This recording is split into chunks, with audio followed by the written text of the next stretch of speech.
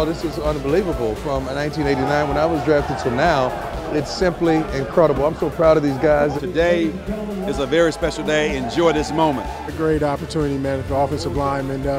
Get a chance to get selected #1. It's my dream, my goal, and it's about to come true. With the first pick in the 2013 NFL Draft, the Kansas City Chiefs select Eric Fisher, tackle, Central Michigan.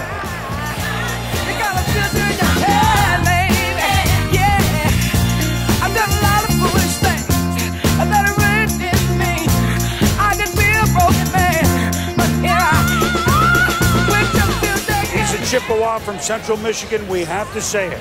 The legend lives on from the Chippewas on down. When the phone finally rang, what were the emotions? I can't even process what's happening right now. This is a dream come true. The fact that I was the #1 pick is, I can't understand what's going on right now. But, you know, what an honor, and a great opportunity, and I'm pumped to be a Chief.